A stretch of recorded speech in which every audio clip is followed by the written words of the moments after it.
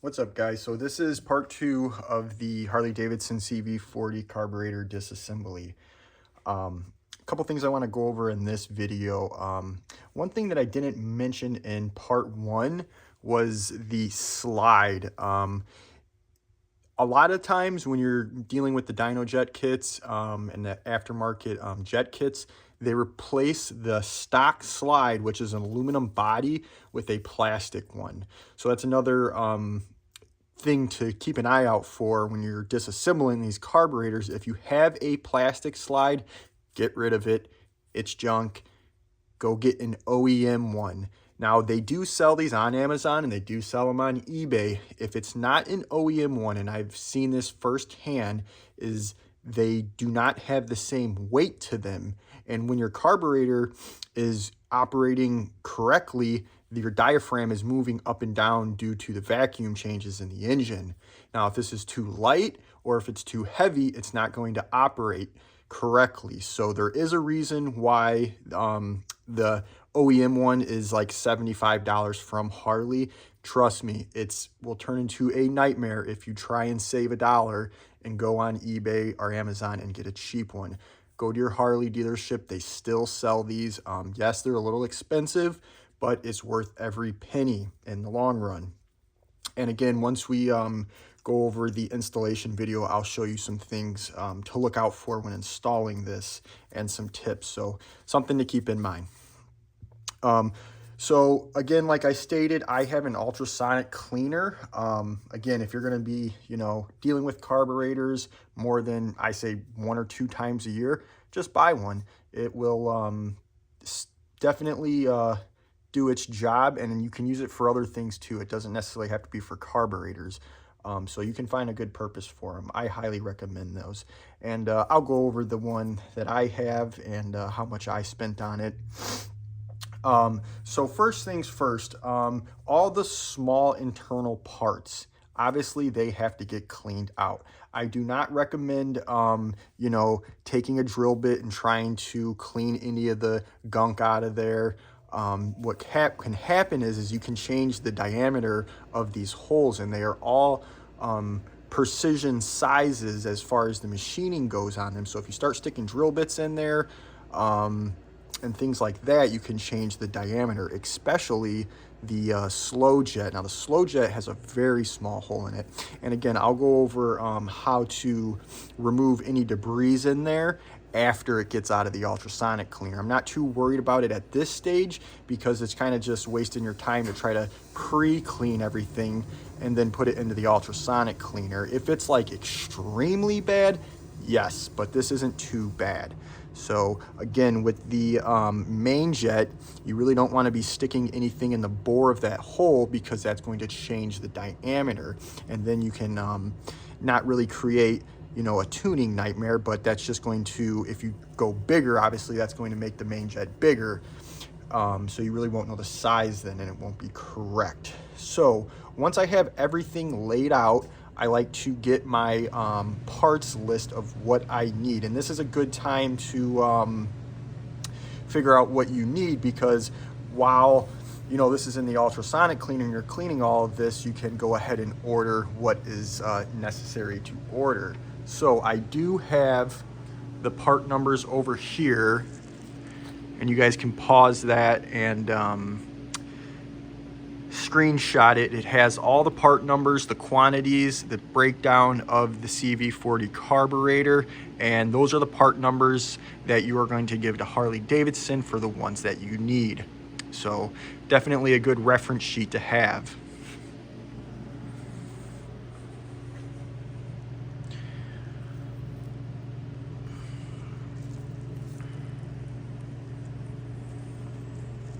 Tripod doesn't want to work with me right now. That'll work. All right, so once you figured out, whatever bad parts you have in there, you got your list together.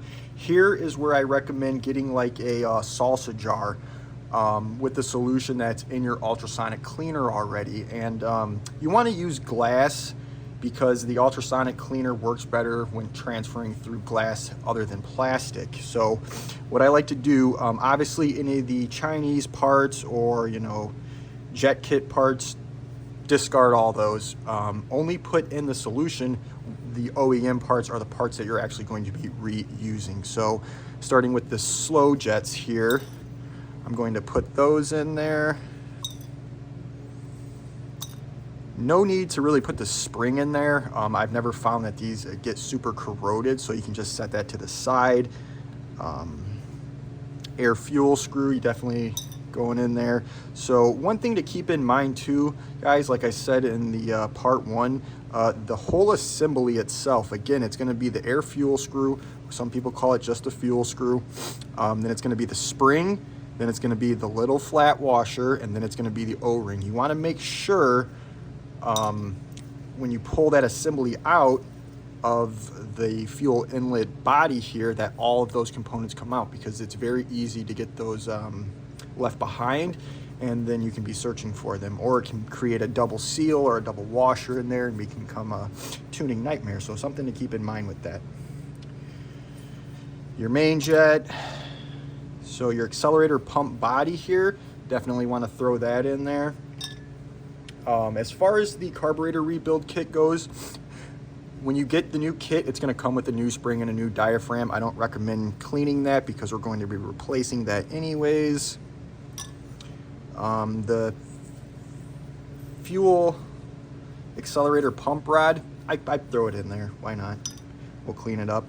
The cover for the rod, that will come with the kit. No need to clean that. The emulsion tube / jet holder. Oh, the jet needles that go in the center bore of the carburetor.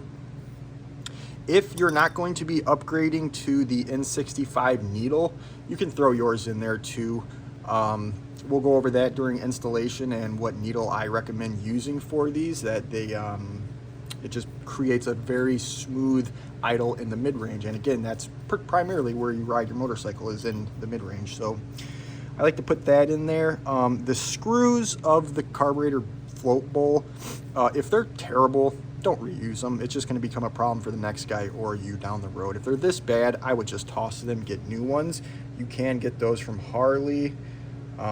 Your drain, it's going to come with a little O-ring on there. You're going to want to remove that O-ring prior to putting it in your ultrasonic. I have found that a razor blade does wonders.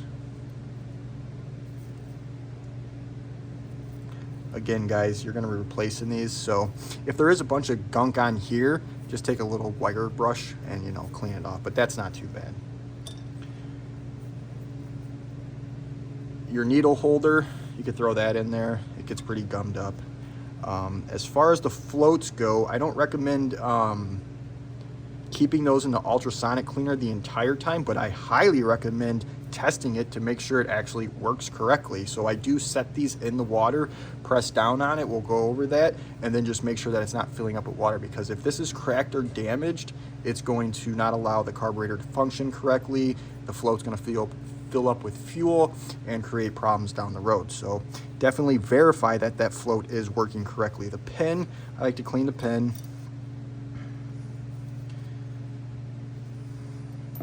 We'll throw these in there. Those were the demo ones. As far as the needle goes, the float needle, never reuse this. I mean, never. It's going to come with the kit, and you're going to be installing a new one anyways. And I do have a video on how to remove that float pin on the later model carburetors. Now, in that first video, on the earlier ones, it is a slip fit. So I did make a video on how to remove that pin, because you're going to 100% want to remove your float with your float needle. This will definitely cause problems in the future if you do not. There's a little ring that gets around the rubber, and once that happens, they're shot. They will leak 100% every time. So once you have all your smaller components in the jar, I like to get a lid, and then you want to put a hole in the lid. And the reason being is that this is going to build pressure while it's inside of the ultrasonic cleaner. So put the lid on there. And you want to be delicate with this, guys. You have small internal parts in there, so if you're jiggling this around bad, it is glass, so it could potentially crack, you know, the air fuel screw. So just be careful when you're handling this. So we have all of our small parts in there. The slide, we'll go over how to clean that unless you're replacing it. But other than that, let's go over to the ultrasonic cleaner. Your float bowl, we're going to put that in there too, obviously. This, you know, it's pretty heavy with you can tell it definitely had a leak. I'm not worried about really cleaning that. The ultrasonic is going to clean that, and if it doesn't clean it on the first time, I'll run it again for another hour. It doesn't hurt, doesn't, you know, cause any harm to me to run it twice. That's less that I have to kind of, you know, prep it when it comes out. So I'll, again, run it twice if necessary. It's not always necessary, but this one is kind of bad. But I'm not going to spray, you know, my expensive carb cleaner on here just to get this off to throw it in the ultrasonic cleaner. I'd rather have the ultrasonic cleaner do it. So something to keep in mind. So let's go over to the ultrasonic cleaner, and we'll get set up over there. All right, guys, so we're back over at the ultrasonic cleaner. So some things to keep in mind if you do purchase an ultrasonic cleaner. What can happen, and it will happen, is if you use the wrong type of degreasers with aluminum, what will happen is it will etch the aluminum, and it will create a very like black, dingy etching mark all over the carburetor. So it doesn't essentially destroy it, but it will make your carburetor very black looking. So what I've found that works the best, and I've tried a lot of different solutions with a lot of different experiments to kind of figure out what works the best, because buying like a ultrasonic cleaner specific degreaser is not the cheapest thing in the world. So what I've found that works great is a little bit of this super heavy duty degreaser. You can buy this at Menards, and then a couple splashes, and that's it, a couple splashes. And the other thing that I use in here is Dawn dish soap. So prior to even starting this whole process, if you want to speed it up, just, you know, if you have a shop sink, turn your hot water on and then spray a couple squirts of Dawn dish soap in a bucket. And as far as, I think this is like a 2-gallon, maybe 2 or 3 gallon ultrasonic, spray a couple of drops of the Dawn dish soap in there, then put the solution into the tank, so then it's already hot, and then take your degreaser and put a couple splashes in there and give it a couple swirls. And that I've found to be the best concoction for cleaning aluminum parts and ultrasonic cleaners. So again, if you're going to buy one that has the heat option. If you don't have a sink nearby and it's, you know, it's colder out, just turn the heat on about 30 minutes prior to putting your parts in there. The heat is what's really going to degrease these carburetors the best. So you're just going to want to put your carburetors in there, and they don't have to completely submerge. It is better to do that, but they don't have to completely submerge, because I'll go through and rotate the carburetors as it's going through its process here. So again, your float, you want to test it. You don't got to leave it in there, which I guess you could leave it in there, but it's not really necessary. But look, it floats. So that's how you know your float's good. Always check that. My other one, because I'm doing 2 carburetors, it floats, verify that it floats. Your top cap, I recommend throwing it in there. Why not? Get it clean. Your float bowl, I kind of like to set these in there to where the bowl itself, all the debris are going to fall to the bottom. So instead of setting it in the ultrasonic like this, just set it in there like this. And then your jar, kind of give it a little swirl. Again, be careful, set it on there. So now you have all your carburetor parts in the ultrasonic cleaner. And I did preheat this prior to putting the parts in, again, about a half hour prior to. Again, if you're going to be doing carburetor work, highly recommend buying one of these. It's going to save you a lot of, you know, time and headache. But again, water doesn't have to be completely full, because I'll go through and rotate these. One thing that I highly recommend doing is keeping the lid on. And the reason being is the steam is going to be released a lot quicker and not get the solution as hot. So you want to put the lid on there. You want to keep your kids away from it. You don't want your fingers to be in this ultrasonic cleaner at all while it's running. The basket is extremely important to keep in there because you don't want your parts sitting directly on the bottom of the ultrasonic cleaner. So do not run it with the basket out. There is a reason there's standoffs on the basket. This is the one, sorry guys, gonna try to position you over here. You can see it. I bought this one on eBay for about 140 bucks, I wanna say it was, and I've had no problems with it. I want to say it's like the 22 liter one. I'm not 100% sure on that. Let me see if the tag says it back here. No, it doesn't, but if you guys can see the tag, kind of screenshot that if you would, and then kind of reference that. This is the one that I recommend. It's plenty big. I can do multiple carburetors at a time, and it has this nice fuel drain. Then I just drain it right into a bucket and then, you know, dispose of it in the proper way. But some things to keep in mind, there's vents on here. You want to keep it away from things like that. But it's key to keep the lid on. So I run it for an hour. And if it's not up to my standards, I'll take some of the parts off, you know, take the air chuck, blow them out, put it back in here, run it another hour. Doesn't hurt anything to run it for 2 hours. Sometimes it's necessary, but you usually can get away with about an hour of running.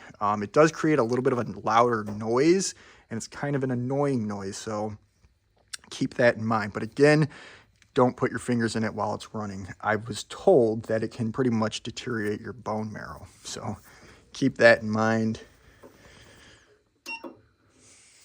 Then you just turn it on. You can actually see it working. It's pretty awesome how this works, guys. I mean, it just tears that carburetor gunk right up. And you can see just the dirt and grime coming out.